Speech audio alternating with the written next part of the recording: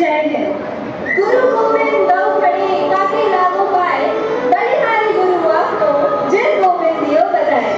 गुरु शिष्य परंपरा आधारित कठोपनिषद प्रसिद्ध एकांकी राजकुमार नचिकेता एवं महाराज यमराज संवाद। कालांतर में राजा वार्ष्णेय अपने पुत्र राजकुमार नचिकेता के साथ ऋषि उद्धालक द्वारा विश्वजीत यज्ञ कर रहे हैं।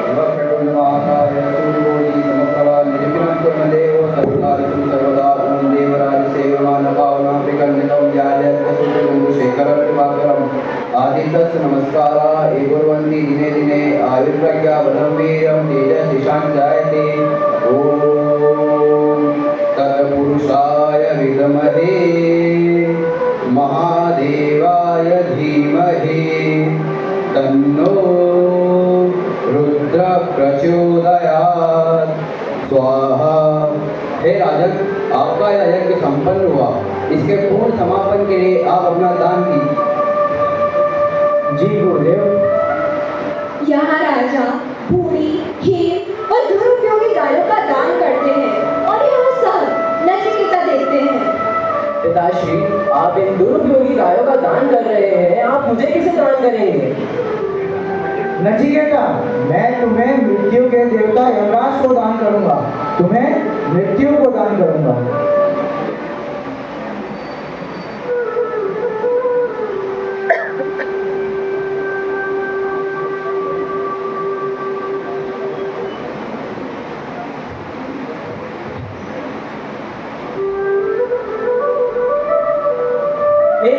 यह बालक यमलोक के द्वार की तरफ क्यों चला आ रहा है? तुम कौन हो बालक? मैं राजा श्री वार्ष्णेय का पुत्र नचिकेता हूँ। उन्होंने मुझे यमराज को दान में दिया है, मैं उन्हीं के पास जा रहा हूँ। किंतु महाराज यमराज तो यहाँ किसी कार्य हेतु 3 दिन के लिए प्रवास कर चुके हैं। मैं यहाँ विश्राम नहीं कर सकता। राजकुमार नचिकेता 3 दिवस तक बिना भोजन पानी के यमलोक के द्वार पर खड़े रहे और यमराज का इंतजार करते रहे। 3 दिवस के उपरांत यमराज प्रकट होते हैं और द्वारपाल उन्हें संपूर्ण सूचित करते हैं। प्रणाम महाराज, कोई नचिकेता नाम का बालक आपसे मिलने का हट कर रहा है।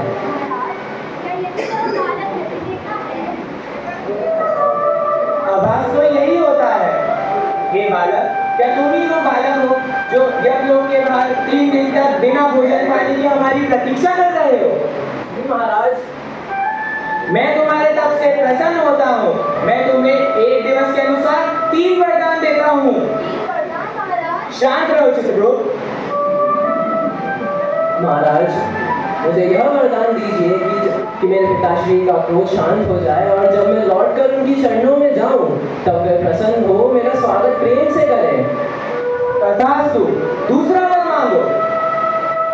धन्यवाद महाराज। महाराज, आप स्वर्ग सागर अग्नि के ज्ञाता है और मैं श्रद्धालु हूँ। कृपया आप मुझे इसका ज्ञान प्रदान करें। नचिकेता, मैं स्वर्ग अग्नि को जानता हूँ। यह अग्नि अनंत लोकों की सत्ता प्राप्त करने का साधन है, सत्ता का आधार है। नचिकेता, आज से अग्नि तुम्हारे नाम से ही जानी जाएगी। इसे लोग नचिकेता अग्नि के नाम से पुकारेंगे। अब तीसरा वर मांगो।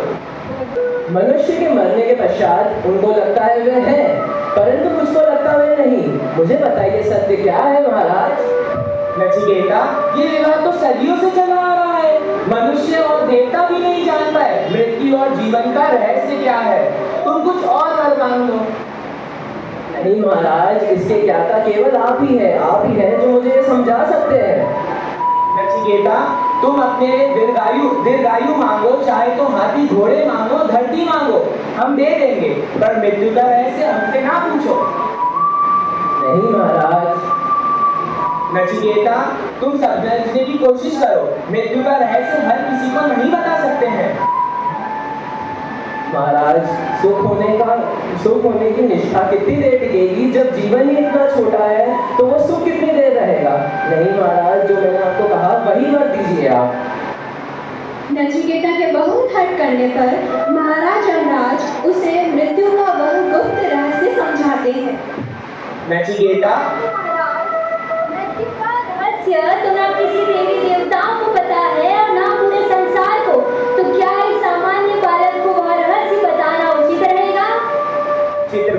मुझे ये बालक विद्वान लगता है, इसे मृत्यु का रहस्य बताना उचित रहेगा। नचिकेता, इसके दो ही रास्ते हैं, एक श्रेय का और दूसरा क्षणिक आनंद और सुख का। विचारवान मनुष्य सभी दिशाओं से सोचकर क्षणिक सुख को नहीं, श्रेय को ही चुनता है। मुझे संतोष है कि तुम धन और ऐश्वर्य के जाल में नहीं फंसे। मैं आशा करता हूँ मेरा हर प्रश्नकर्ता तुम्हारे जैसा ही हो। विस्तार में समझाइए महाराज। महाराज, यदि आपकी आज्ञा हो तो क्या मैं इस बालक को विस्तार से समझाऊं? अवश्य चित्रगुप्त। नचिकेता, मृत्यु के बाद शरीर समाप्त हो जाता है, परंतु आत्मा सदा विद्यमान रहती है।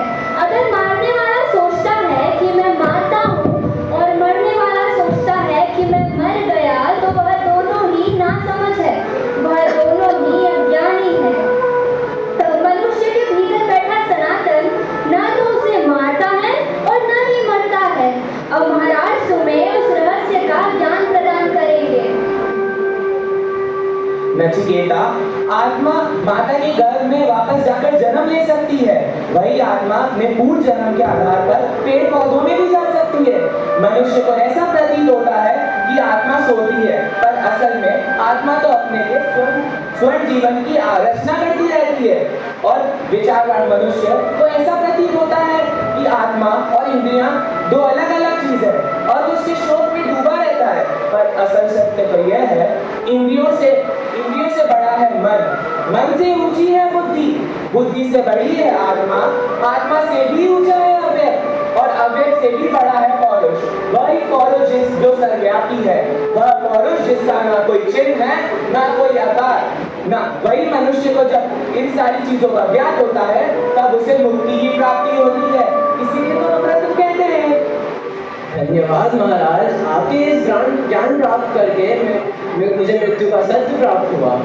ना मनुष्य के काया नहीं रहती जब उसका अव्यक्त भी नहीं रहता। इसी से मुझे असल ज्ञान प्राप्त हुआ मृत्यु का। धन्यवाद महाराज।